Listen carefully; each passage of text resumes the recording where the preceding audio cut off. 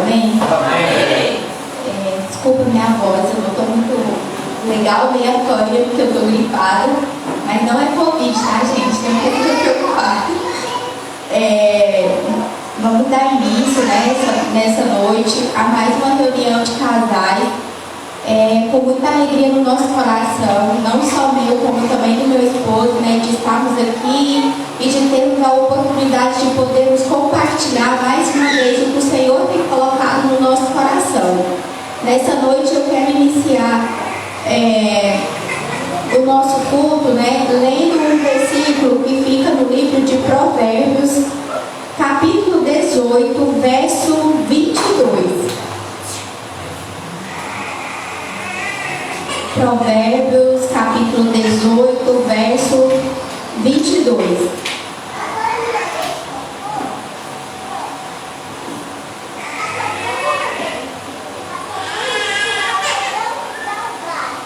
A palavra do Senhor nos diz assim: aquele que encontra uma esposa acha o bem e alcança a benevolência do Senhor. Em outra escrita, né, a gente tem falando que quem encontra uma esposa encontra algo excelente do Senhor.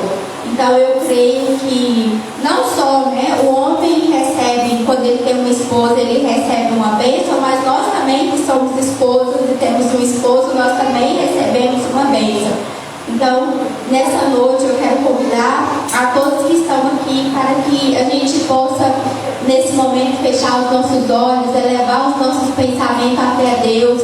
Vamos estar orando, vamos estar dando início, né, ao nosso culto dessa noite. Amém? Amém. Senhor Jesus, Pai, nesse momento, Senhor, eu adentro a Tua presença, Senhor, te agradecendo, Pai, pela oportunidade de estarmos aqui nessa noite. Pai, eu louvo, Senhor, pela vida de cada irmão, de cada irmã que aqui se faz presente.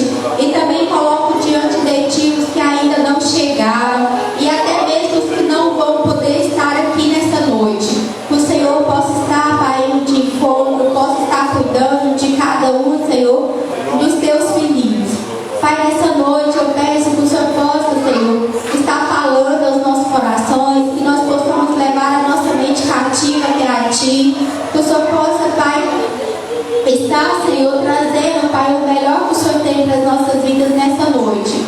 Nós abrimos os nossos corações porque nós queremos receber o melhor do Senhor, e eu sei que Ele já está preparado. Pai, eu te agradeço e te louvo no nome do Pai, do Filho e do Espírito Santo do Senhor. Como o nosso tempo já está bem avançado, mas eu tinha pensado numa dinâmica e ela é bem legal e ela é bem rapidinha. Eu acho que nem todo mundo se conhece, né? E então a dinâmica é: você fala o seu nome e fala com a primeira letra do seu nome uma palavra. Vou começar por mim. Meu nome é Patrícia, eu sou Preciosa. Vai, meu amor. Passa aí, eu vou por outro, eu estou pensando aqui. Vai, irmão. Adriano, amor.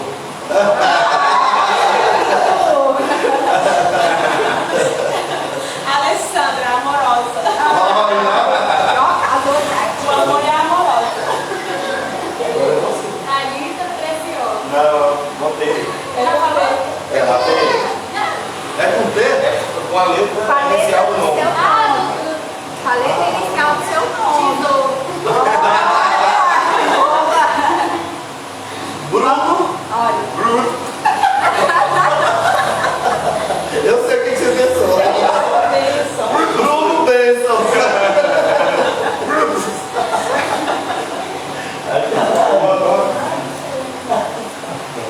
Antônio.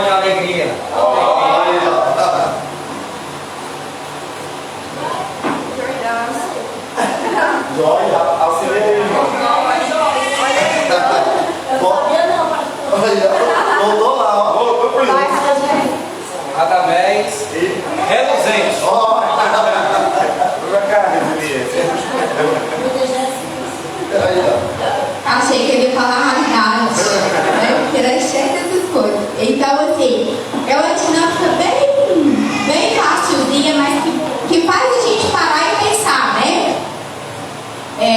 Com a inicial do meu nome, o que mais se parece comigo? Você não fala qualquer coisa. E cada palavra que nós falamos, nenhuma foi negativa, né? Tudo foi algo bom. Por quê? É bom nós termos isso em mente, sempre de lembrarmos do nosso nome, de lembrar da letra do nosso nome e termos o quê? Que nós somos algo, que significa algo. Por mais que você não goste, né? Ou ache complicado o seu nome, igual quando eu falo o nome do meu esposo, todo mundo fica assim, é R-A-D-A-M-E-S, é assim, né? Mas então, ele é raridade, ele é reluzente, olha aí pra vocês verem que coisa maravilhosa, né? Tem lá seu lado bom. Então, assim, é mesmo só pra gente se apresentar, porque os irmãos que chegaram agora não conhecem todo mundo ainda, né? O irmão Antônio e a irmã Jordana. Eu vou passar agora pro meu esposo, porque ele tem algo que vem do trono de Deus para as nossas vidas, amém? Amém.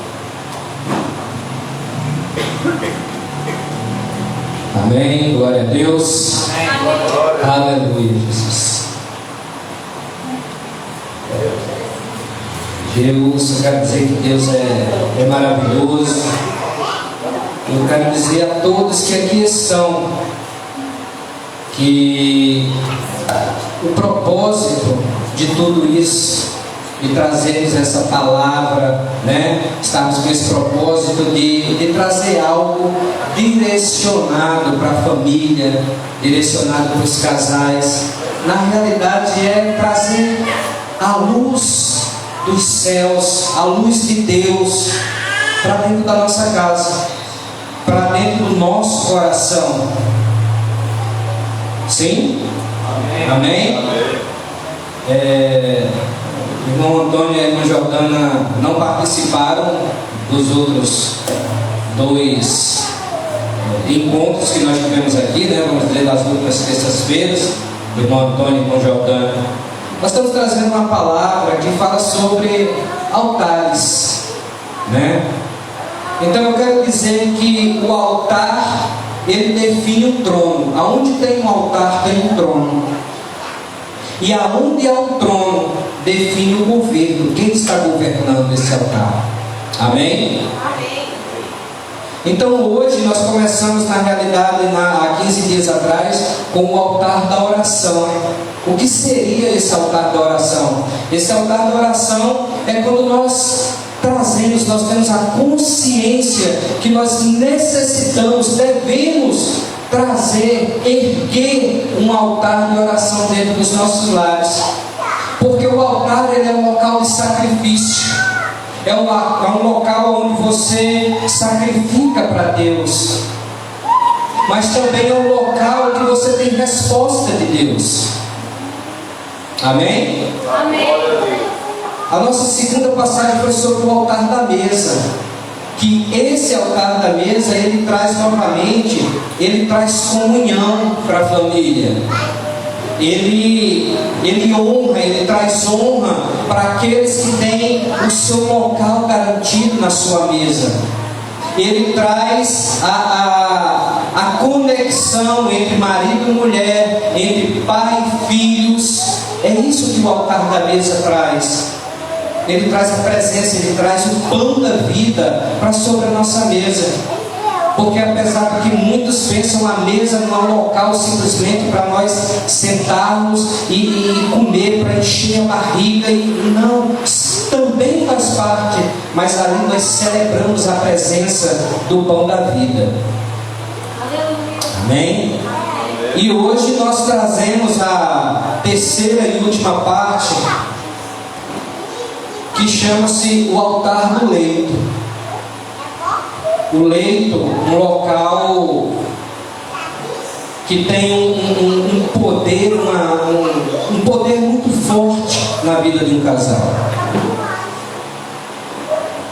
Então eu quero começar com a mesma frase dos outros dias que diz: onde o Espírito de Deus não governa, não existe habilidade humana que traga restauração. Todos nós estamos aqui em busca de restaurar algo. restaurar algo que foi perdido, algo que foi quebrado, algo que foi deteriorado. E nessa noite de hoje, especificamente, nós estamos querendo restaurar o altar do leito.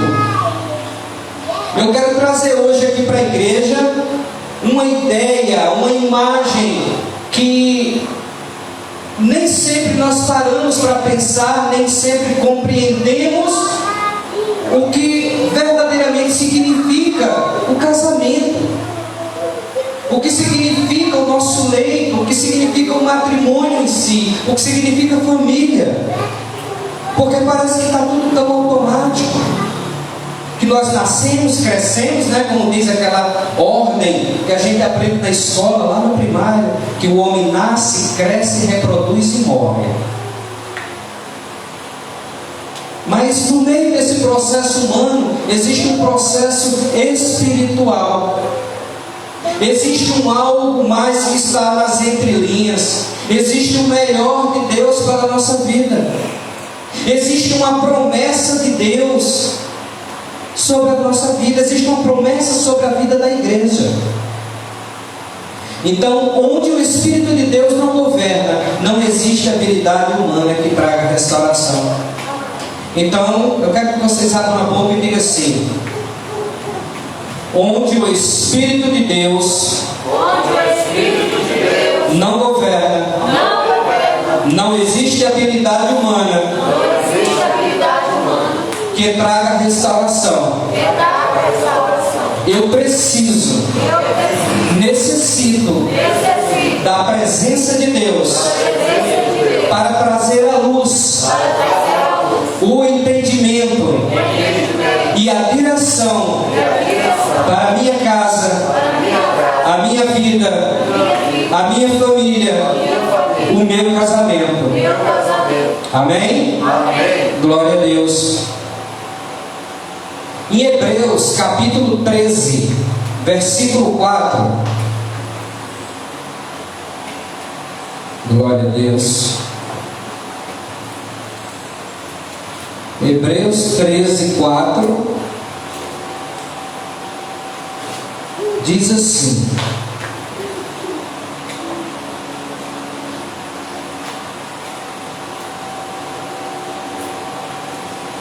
venerado seja entre todos o matrimônio e o leito sem mácula.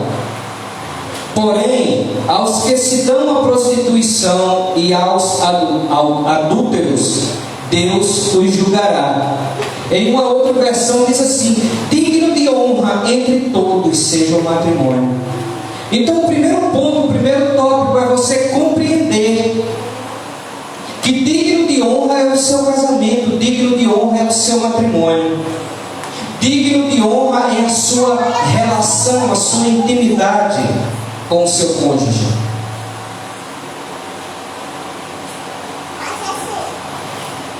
Nós precisamos compreender que a linguagem do reino é a honra. A moeda do reino, ela é o sangue. Mas a linguagem, a comunicação do reino de Deus, ela se dá através da honra. Então a palavra diz que digno de honra é entre todos seja um matrimônio. Amém? Amém. Então o nosso matrimônio, o nosso casamento, ele precisa ser honrado. Ele precisa ser trabalhado, ele precisa ser jubilado. Ele precisa ser alegrado na honra, na presença do Senhor. Em Malaquias 1,6 diz assim. Vamos ver o que é que tem em Malaquias 1,6.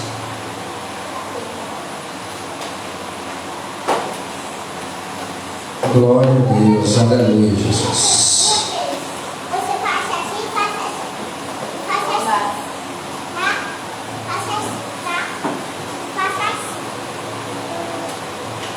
Malaquias capítulo 1, versículo 6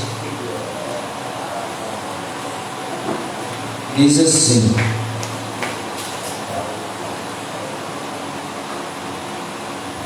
o filho honrará o pai e o servo ao seu senhor. E se eu sou pai, onde está a minha honra?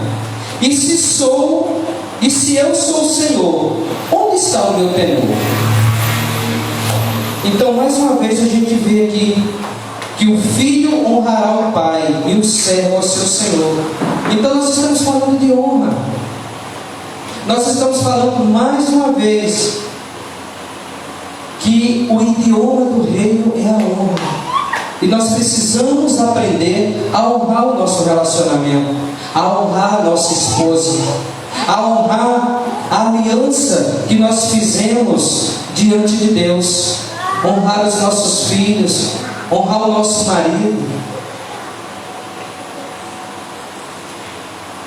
Em João capítulo 8, vamos no João 8:48.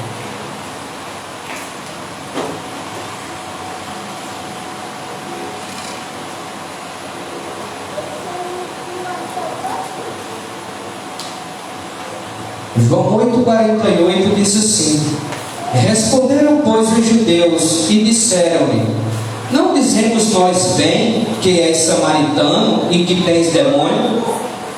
Jesus respondeu: eu não tenho demônio, antes honro a meu Pai e vós me desonrais.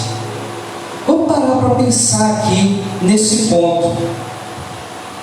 Aqui chegaram para Jesus e disseram assim, responderam, pois, os judeus, disseram: não dizemos nós bem que és samaritano e que tens demônio? Mas ele diz, respondeu Jesus: eu não tenho demônio, antes honro ao meu Pai. Sabe o que quer dizer isso aqui? Se a honra, ela é o idioma do reino, significa que a desonra é morada do maligno. Toda vez que eu desonro, eu estou abrindo precedente para que o maligno venha atuar com legalidade sobre a minha vida, sobre o meu casamento. Quando Deus, melhor falando, Ele colocou o homem, Ele formou o homem e colocou o homem lá no jardim do Éden. Deus, Ele decidiu naquele momento ter um relacionamento com Adão, um relacionamento de honra, não um relacionamento de obediência. A palavra do Senhor diz que obedecer é melhor do que sacrificar, mas a honra está acima da obediência. Talvez o irmão esteja pensando, mas aonde você quer chegar com isso? Eu quero mostrar que quando nós decidimos ter um relacionamento pautado na honra, nós abrimos uma brecha, abrimos um precedente para a desonra. E quando Deus quis se relacionar com Adão, Ele decidiu que esse relacionamento seria por honra. Então Ele falou assim para Adão: Adão, olha, aqui está o jardim, está o paraíso, tudo que eu criei aqui, todas as árvores, todas as plantas. Adão, de tudo tu poderes tocar, de tudo tu poderes usufruir, menos a árvore do conhecimento. O que Deus estava dizendo ali para Adão, ele falou da árvore, Ele falou do fruto que ele não poderia tocar, que ele não poderia comer, mas momento algum a Bíblia menciona que Deus alertou a Adão sobre o inimigo, sobre a serpente. Deus poderia muito bem ter chegado para Adão e dizer: olha, Adão, tudo você pode tocar, dessa daqui você não pode, mas tem cuidado, Adão. Tem cuidado, porque é uma serpente solta pelo jardim e porventura ela pode vir a te tentar a respeito desse fruto. Mas Deus não alertou Adão para isso. Deus, Ele quis um relacionamento de honra. E é um risco, porque quando você quer se relacionar através da honra e você abre o precedente da desonra, você corre o risco de morrer. E foi isso que aconteceu com Adão. Mas nós precisamos compreender algo, que tudo que a Bíblia fala, ela tem o seu entendimento, o seu raciocínio humano, mas ele leva ao profético. Porque o primeiro casamento, o primeiro relacionamento, não foi o relacionamento de Adão e Eva. O primeiro relacionamento foi o relacionamento de Cristo e a igreja, que foi feito antes mesmo da fundação do mundo, antes desse mundo existir, antes de existir o primeiro homem. Deus já havia decretado um relacionamento, um matrimônio entre Cristo e a igreja. Talvez na maioria do tempo, da correria, nós não paramos para pensar sobre isso. Mas o Adão humano, na realidade, ele está fazendo menção ao Adão profético. O Adão profético que é Cristo. E o seu relacionamento entre ele e a igreja. Todos estão entendendo? Amém. Amém? Glória a Deus. Então aqui diz assim: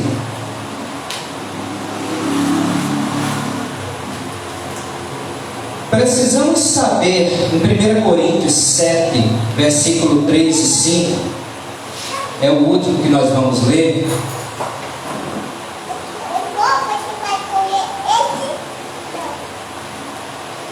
1 Coríntios 7, de 3 a 5, diz assim: o marido pague à mulher a devida benevolência, e da mesma sorte a mulher ao marido. A mulher não tem poder sobre o seu próprio corpo, mas tem o marido. E também da mesma maneira, o marido não tem poder sobre o seu próprio corpo, mas tem a mulher. Não vos defraudeis um ao outro, senão por consentimento mútuo por algum tempo, para que vos aplicardes à oração, e depois ajuntai-vos outra vez, para que Satanás não vos tente pela vossa incontinência. Alguém sabe o que é incontinência?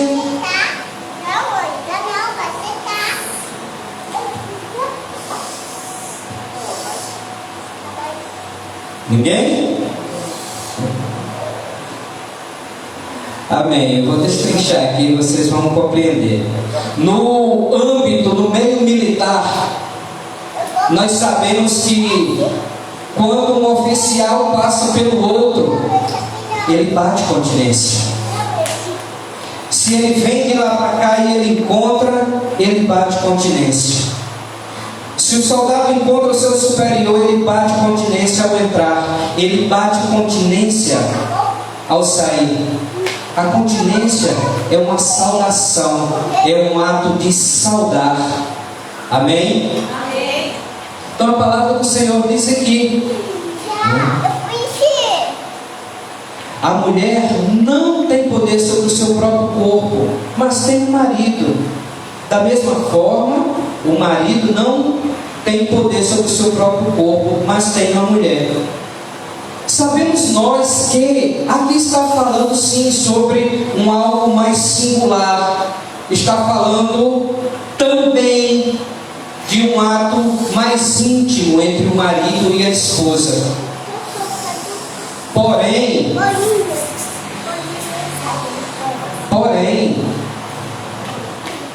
não está preso somente a isso. Quando a palavra do Senhor diz assim, que o homem ele não tem poder sobre o seu próprio corpo, mas a sua esposa. Que a sua esposa não tem poder sobre o seu próprio corpo, mas sim o marido, e ele adverte: olha, vocês podem se separar um pouco, que seja para separação, para consagração, para oração, mas volte.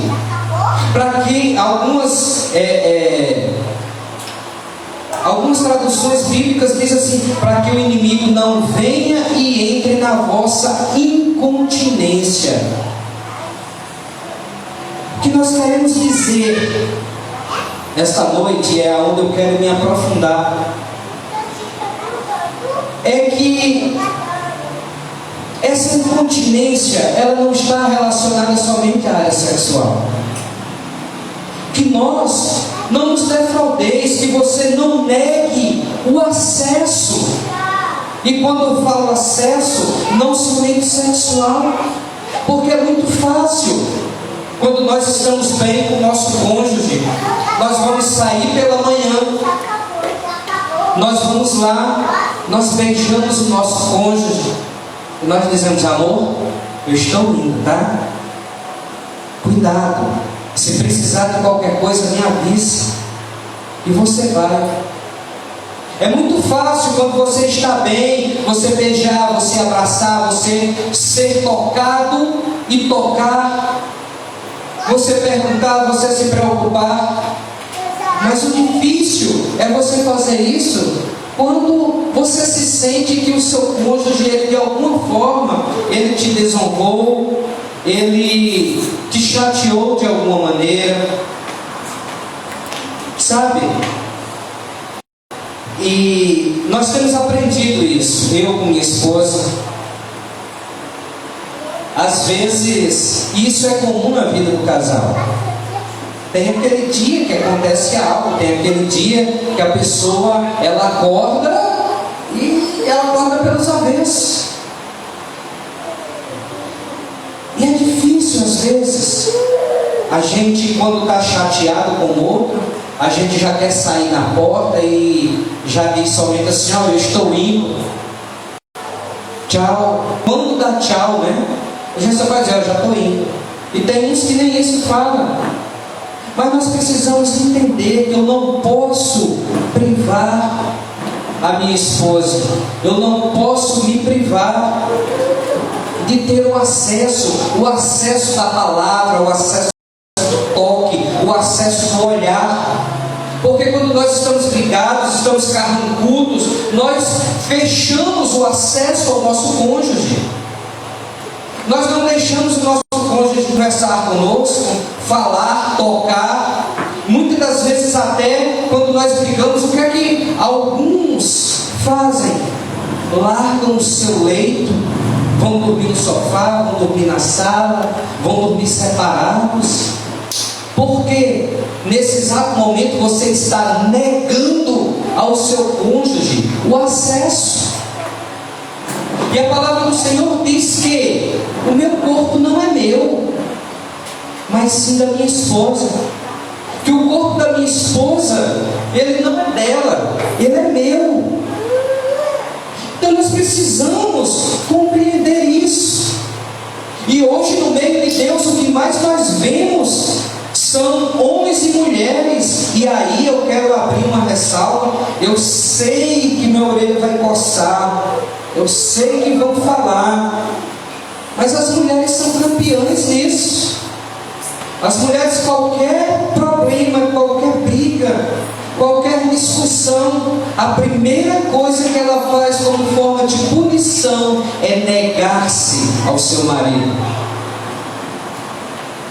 E quando eu me nego ao meu cônjuge, eu estou saindo da linguagem, da forma de honra, da linguagem do céu, que é a honra. Quando eu nego-me o acesso, quando eu nego o acesso ao meu cônjuge, eu estou desonrando. Quando eu estou desonrando, eu estou saindo da linguagem dos céus. Eu estou saindo do idioma, eu não estou falando a mesma língua que o reino de Deus fala. Nós sabemos hoje, na relação familiar, que quem manda, quem tem poder dentro da casa é a mulher. Mas a autoridade foi dada ao marido. Deus é o cabeça de Cristo. Cristo é o cabeça do homem. E o homem é o cabeça da mulher. Essa é a linguagem, é o idioma do reino. A partir do momento que a mulher, ela trabalha contra, ela tem poder, mas quando ela usa esse poder para tirar a autoridade do marido, ela está em desconforme com a palavra de Deus. E nós precisamos compreender uma coisa: a palavra do Senhor diz o quê? Coabitai com as vossas mulheres, ou com as vossas mulheres não, né? Coabitai com a vossa mulher, ou com a vossa esposa, com entendimento. Para quê? Por que eu tenho que coabitar? Por que eu tenho que ter a minha relação com a minha esposa com consentimento, com entendimento? O que a Bíblia diz? Para que não me seja negado o quê? Para que as minhas orações não sejam negadas. A palavra do Senhor diz: olha, coabitai com a vossa esposa com entendimento, para que não seja negado as tuas petições. Se eu não coabitar com entendimento com a minha esposa, e amanhã eu estiver aqui nesse altar, dizendo: Senhor, abre as portas do céu, Senhor, derrama, Senhor isso, Senhor aquilo, o Senhor não vai ouvir a minha oração, porque eu não honrei a minha esposa, eu não coabitei com entendimento com ela. Nós precisamos compreender isso. Então, a partir desse momento que eu nego o acesso à minha esposa, ou ela me nega o acesso a ela, e mais uma vez eu digo, amados irmãos varãos, não estou falando somente de sexo, eu estou falando da palavra, da comunicação, do toque, do afeto, do carinho, da presença, do olhar. Porque muitas vezes, quando nós estamos brigados, nós entramos dentro de casa, aonde nós sabemos que a nossa esposa está, nós viramos até para o outro lado. Aonde ela está, a gente olha do lado contrário, porque a gente não quer nem cruzar. Mas nós precisamos compreender algo maravilhoso que há no casamento. Nós vamos compreender agora qual que é o propósito em Deus da relação entre homem e mulher. O propósito da relação íntima do casal tem ao menos 3 fatores importantes. Ao menos, tem mais, mas foi destacado 3 aqui. O primeiro, celebrar e comemorar a aliança de casamento. Então, o seu relacionamento com a sua esposa, todos os dias, você está celebrando e comemorando a aliança de casamento. Todos os dias você está celebrando e comemorando os votos que você fez. Todos os dias você está celebrando e comemorando as suas promessas para com ela, e vice-versa. O segundo ponto é renovar a aliança de sangue. Como assim renovar a aliança de sangue? Porque bem sabemos nós que todas as vezes que há a relação íntima, sexual entre o marido e a esposa, ali há uma aliança de sangue. Todas as vezes que você for coabitar com a sua esposa, ali, naquele momento, está tendo uma aliança de sangue. E ali, naquele momento, Deus está sendo celebrado. Deus está sendo jubilado. Porque parece que nós, como igreja, nós olhamos e nós vemos o sexo como algo pecaminoso, como algo imoral, como algo impuro. Tem sim as formas que ele é dessa forma, quando é feito fora da presença de Deus, fora do casamento, fora da aliança. Mas quando é feito dentro da aliança, dentro do propósito, dentro da presença de Deus, essa relação íntima, ela é maravilhosa. Foi Deus que deixou Então, não é sujo, não é feio. Pelo contrário, cada vez que você está ali junto com a sua esposa, as duas carnes se tornando só uma naquele momento, você está glorificando a Deus, está glorificando a presença de Deus ali naquele momento. Deus se alegra quando o homem e a mulher se amam. Deus se alegra quando há o ato entre o homem e a mulher, porque foi isso que Deus fez. Deus deixou para que nós pudéssemos nos deliciar com isso. Amém? Amém. E a terceira é renovar a aliança emocional do casal. Essa é maravilhosa, porque vocês já viram quando acontece que passa alguns perrengues na nossa vida e por algum tempo nós não temos a nossa relação com a nossa esposa, com o nosso marido, e parece que tudo vai ficando mais difícil, o homem vai ficando mais estressado, ele não tem paciência para nada, a mulher pega uma coisa e ele fala de qualquer jeito, joga ali e tal. Mas parece que basta acontecer numa noite aquela intimidade que seja bom para os dois. Aí quando acorda no outro dia, está um mais amoroso com o outro, um está mais meloso, está mais tolerante, está mais compreensivo. Você já parou para pensar nisso? Que mesmo que na noite anterior você tenha brigado, tenha discutido, seja um problema, seja ele familiar, seja ele financeiro, seja no trabalho, mas quando acontece a relação íntima entre o marido e a mulher, e é aquela coisa boa para os dois, você já percebeu que no outro dia você acorda bem, você acorda mais leve, né? Você acorda parecendo que viu um passarinho verde. Amém? Posso ouvir um amém aí, gente? Amém. Nossa, parece que vocês estão assim, ó. Parece que eu estou falando de algo que ninguém sabe, que ninguém degusta. É interessante, né? Tá bom que você tá. Então, por que isso? Porque o relacionamento, ele tem o poder de renovar a aliança emocional. O sexo entre o casal, ele tem esse poder de renovar as suas emoções. Por isso nós não nos devemos nos deixar, nos negar um ao outro. Nós não devemos prolongar o tempo de incontinência no relacionamento, porque o inimigo vem e trabalha ali. Ele trabalha nessa incontinência.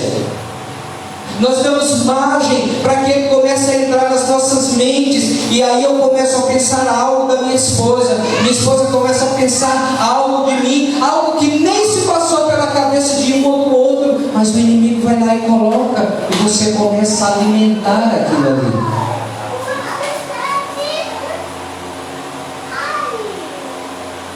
A alma, observa bem isso aqui. A alma não trabalha com o pecado. A alma trabalha com o argumento para justificar o pecado. Vou dar um exemplo aqui. A esposa está chateada com o marido. Me desculpem, esposas presentes. Mas a esposa está chateada com o marido. Então, o que é que ela faz? À noite, deitou, o marido está ali, carente, desejoso por ela, e aí quando ele passa a mão, ela vira para o outro lado. Aí ele dá um cheiro no cangote e ela dá uma empurrada assim com o cotovelo. Aí ele não satisfeito, ele dá aquela levantada, e quando ele vai fazer a menção de ir por cima, ela diz: hoje não, hoje eu estou com dor de cabeça, o dia hoje foi terrível. Né? E aí o que acontece? cidadão cai ali, murchinho, vira para o outro lado. Se ele for um homem que já esteja preparado, trabalhado para isso, ele vai compreender aquilo ali. Mas se ele não for, ele vai começar a pensar o quê? A mulher está me matando na unha. Ah, é assim? É? Então tá. Aí começa aquela guerra. A mulher nega algo para ele aqui. Aí no outro dia ela diz assim: meu bem, eu estou precisando tanto, eu queria aquele vestido, não tenho dinheiro. Porque é a moeda de troca. É a moeda de troca. E assim começa a trabalhar, a tirar do outro aquilo que lhe é de direito.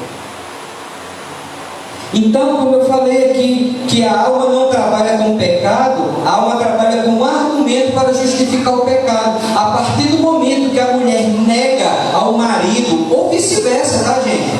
Isso é o homem também. A partir do momento que a mulher procura o homem e ele diz: não, hoje eu estou cansado. Mas não é porque simplesmente ele está chateado com ela. Ele está negando o acesso para ela.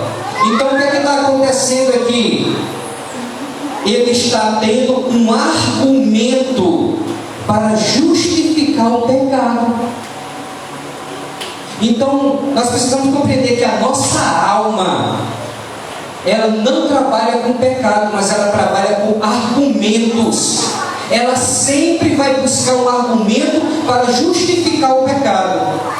O argumento seja na dor de cabeça, seja no trabalho, seja no cansaço físico, seja em qualquer coisa, mas a alma vai buscar um argumento para justificar o pecado. Pecado de quê? Da incontinência matrimonial.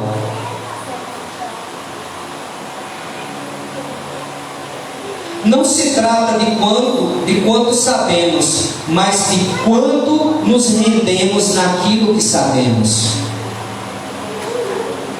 Não importa quanto eu conheço da palavra de Deus, não importa. Não, o que importa na verdade é quanto eu me rendo a essa palavra, ao nível de sabedoria que eu sei. Porque eu preciso compreender, como homem de Deus, como pregador da palavra de Deus, eu não posso estar aqui só no âmbito do conhecimento, mas sim da resposta que eu dou para Deus para esse conhecimento. Sabe? Às vezes eu posso, algum dia, o que é que acontece? É normal acontecer isso. A gente acorda, brigado com a esposa mais uma vez, e aí você sai e só diz assim: tchau, estou indo. Mas aí você lembra que é a incontinência, você está negando o acesso. E aí você, como homem de Deus, o Espírito Santo, ele te constrange, e aí você diz: poxa vida, eu sou homem de Deus, eu não posso. Então você vai voltando para falar com sua esposa, e aí, no percorrer do caminho, a tua alma diz assim: poxa, mas é ela que está errada. Já não é a primeira vez que isso acontece. Ela bem poderia parar, pensar a respeito disso. Ah não, vou deixar. Mas aí mais uma vez o Espírito Santo fala com você, diz: filho, não é o quanto você sabe de mim, é o quanto você se rende a mim. E aí eu volto. Mas aí, como eu sou muito espiritual, uau, eu digo assim: sabe uma coisa? Eu vou deixar Deus tratar com ela. Porque às vezes, amado, nós levamos essa espiritualidade ou essa religiosidade para dentro do nosso relacionamento. E isso às vezes é nocivo. Isso às vezes nos impede de quebrarmos a incontinência do matrimônio. Porque nós queremos justificar a nossa alma, ela quer por toda a força achar um argumento para justificar as nossas atitudes. Mas a melhor forma é quando nós reconhecemos e nós nos rendemos diante do Senhor. Porque ao primeiro princípio no homem carnal, no homem humanamente falando, toda vez que você se rende à palavra de Deus, ao seu conhecimento, você vai reter aquilo ali como que você esteja perdendo.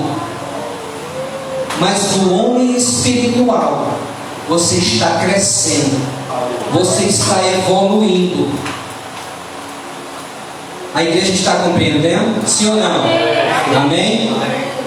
Então nós precisamos compreender que a nossa alma, ela sempre vai buscar um argumento para justificar o seu pecado, o seu erro.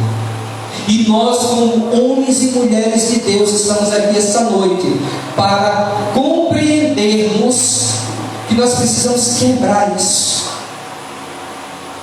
Nós sabemos que todas as coisas acontecem. Da onde é que vem as bênçãos? A palavra de Deus diz o que aqui em... Vou procurar aqui. Em Atos, se eu não me engano, Atos 1 ou 2. Sei que está aqui, como disse o pastor Bruno, leia Atos 1 e 2, ou todo o capítulo, todo o livro, você vai encontrar, né? Gostei. Isso é muito bom. Olha a Alva procurando, né?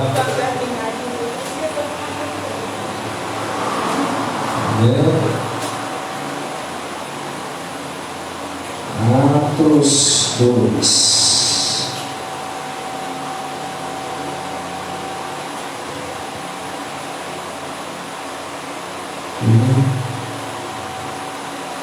Bom, ele diz o que? Ele diz que nós já somos abençoados com toda sorte de bênçãos nas regiões. Em qual região é que a gente já é abençoado? Nas regiões celestiais. Quem encontrou aí?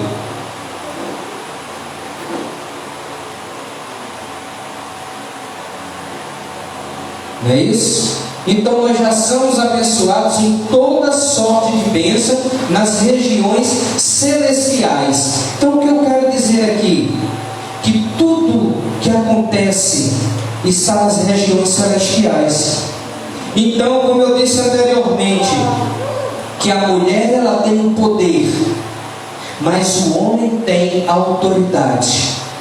E quando o homem e a mulher se movem nas regiões celestiais, nós sabemos que de um lado existem os anjos do Senhor e do outro lado estão os principados e as potestades, porque é lá o céu de atuação deles, são as regiões celestiais. Então nós precisamos compreender que se a linguagem do reino ela é a honra, e a mulher ela usa o poder que ela tem para honrar o seu marido, quando ela estiver nas regiões celestiais e os principados, as potestades tentar de alguma forma subtrair, tentar de alguma forma querer afundar, a palavra diz que o Senhor dará ordem aos seus anjos para te guardarem a todos os seus caminhos. Nós precisamos compreender que os seres celestiais, eles não compreendem as coisas da mesma forma que nós compreendemos. Os anjos, por exemplo, eles compreendem a linguagem da honra. Quando você honra o seu cônjuge e você está adentrando as regiões celestiais, um selo é colocado sobre você, e aonde você passa naquelas regiões celestiais, tanto os anjos como os demônios, eles vão detectar aquele selo sobre a sua vida. Eles vão ver que existe um selo de honra, que você está falando o idioma do céu. Porém, quando nós de alguma forma nós desonramos o nosso cônjuge e nós adentramos essas regiões celestiais, se o inimigo tentar combater contra as nossas vidas, infelizmente, os anjos do Senhor não podem fazer nada. Por quê? Porque eles não vão detectar aquele selo da honra. Sabe? Então, tudo que nós fazemos aqui nessa terra, nós precisamos compreender que há uma repercussão maior no reino sobrenatural. Nós precisamos compreender que quando eu faço, quando eu me derramo, quando eu cedo, quando eu me entrego à palavra de Deus aqui perante o meu cônjuge, eu não estou fazendo isso só no âmbito terreno, mas eu estou fazendo isso no âmbito espiritual também. Eu estou fazendo isso no âmbito espiritual.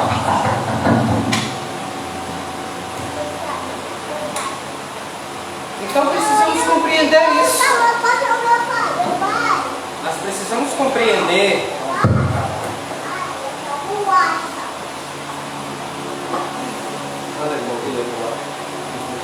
aleluia, glória a Deus. Então nós precisamos compreender isso. Nós precisamos entender que tudo que nós fazemos aqui na terra, existe uma movimentação espiritual também. Então, não se trata de quando sabemos, mas de quando nos rendemos naquilo que nós sabemos. Deus não quer nos punir, mas nos libertar. Interessante que quando nós falamos, agora eu quero que a igreja preste bastante atenção nisso. Eu quero falar sobre uma palavra que ela é muito pequena, mas é a palavra mais poderosa que existe, que chama-se amor. Porque tudo foi por amor. Se Deus nos criou por amor. Se Deus enviou o seu Filho aqui, Ele enviou Jesus Cristo por amor. Se Deus, Ele fez o primeiro casamento entre Cristo e a igreja, foi por amor. Se Deus te gerou, foi por amor. Então eu quero falar aqui que o amor, ele não poupa a nós mesmos. O amor, ele poupa o outro. Então, se eu de alguma forma eu me retraio no meu relacionamento para com o meu cônjuge, para poupar a mim mesmo de alguma coisa, não é o verdadeiro amor. Porque o verdadeiro amor, ele não vai me poupar. Se eu amo a Patrícia verdadeiramente, eu não vou poupar a mim, mas eu quero poupar a Patrícia. Porque isso é a síntese do verdadeiro amor. O verdadeiro amor, ele poupa o outro e não a nós mesmos. Amém? Amém. E mais um algo aqui. Tem coisas que Deus tira de você, mas tem outras coisas que Ele espera que você entregue a Ele.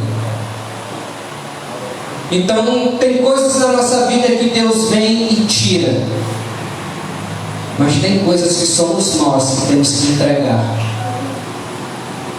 Então que nessa noite de hoje nós possamos entregar o nosso coração a Deus. Às vezes nós dizemos assim: ah, Senhor, vem fazer morada. Mas na realidade Ele está dizendo: entrega-me a mim o teu coração primeiro. Ah, Senhor, vem fazer um mover sobre a minha casa, sobre o meu casamento. Mas talvez Ele esteja dizendo: entrega o teu casamento nas minhas mãos. Senhor, vem cuidar do meu filho, dos meus filhos. E Ele está dizendo: entrega os teus filhos em minhas mãos. Porque tem coisas que Deus vem e faz, trabalha, porque é a vontade, Ele quer. Mas Deus, Ele também espera que nós pegamos aquilo que seja precioso para nós e colocamos diante dEle. Entregamos de livre e espontânea vontade nas suas mãos. Amém, igreja? Amém. Então esse é o propósito, sabe? Essa palavra sobre o altar do leito, ela está aqui muito superficial. Muito superficial. Se a gente fosse assim buscar mais profundamente, falar mais profundamente sobre a relação entre marido e mulher, entre relacionamento, entre família, horas e horas e horas e horas e horas para nós falarmos. Porque a relação, principalmente entre homem e mulher, é uma coisa ela é muito profunda. E aqui nós estamos muito superficiais. Mas o que eu quero verdadeiramente essa noite é falar para a igreja, para que a igreja saia hoje daqui compreendendo que o idioma do reino de Deus é a honra, que eu preciso honrar o meu cônjuge, que eu não posso defraudar ele, eu não posso negar ao meu cônjuge o livre acesso. E mais uma vez eu quero dizer para vocês, não estou falando unicamente sobre a relação íntima do casal. Eu estou falando do toque, eu estou falando da presença, eu estou falando do olhar, eu estou falando da entrega que nós, como homens e mulheres de Deus, devemos para com o nosso cônjuge. Que nós, na nossa relação íntima, ela não é algo feio, ela não é algo imoral, ela não é algo sujo. Pelo contrário, quando nós estamos tendo a nossa relação íntima com a nossa esposa, com o nosso marido, ali naquele momento está havendo uma celebração. Estamos celebrando o sangue, é uma união. Deus está no negócio. Mas o mundo hoje ele está trabalhando para deturpar, para desconfigurar. Na realidade já está desconfigurado. Então o mundo está trabalhando para sair do padrão do reino de Deus. O padrão do reino de Deus é: primeiro casa, depois relaciona. O padrão do mundo é: primeiro relaciona, primeiro prova para ver se é bom, depois casa. Então o mundo hoje ele está lutando, ele está de todas as formas tentando tirar, desconfigurar aquilo que é o padrão do reino de Deus. Mas nós não podemos deixar isso afetar a família, a igreja. Por quê? Porque nós temos o padrão do reino. Nós temos o padrão do reino. Nós precisamos compreender que não basta também simplesmente eu fazer o que está escrito. Eu preciso fazer o que está escrito no mesmo espírito de quando foi escrito. A igreja está compreendendo isso? Amém. Eu preciso fazer o que está escrito no mesmo espírito de quando foi escrito. Porque se eu simplesmente tentar fazer o que está escrito, mas se eu não fizer no mesmo espírito, eu não vou ter a mesma resposta do que a Bíblia nos fala. Se eu não fizer no meio da minha família, com a minha esposa, se eu não fizer o que está escrito no mesmo espírito que foi escrito, eu não vou receber as mesmas bênçãos que a palavra do Senhor diz que eu vou receber. Que os meus filhos são como um alforje cheio de flechas. Que os meus filhos sentarão à roda da minha mesa. Que a minha esposa vai ser como uma videira frutífera, cheia de vida. Por quê? Porque eu vou tentar fazer o que está escrito, mas em outro espírito. Então eu preciso fazer no mesmo espírito. Eu preciso buscar de Deus. Eu preciso me aliançar em Deus.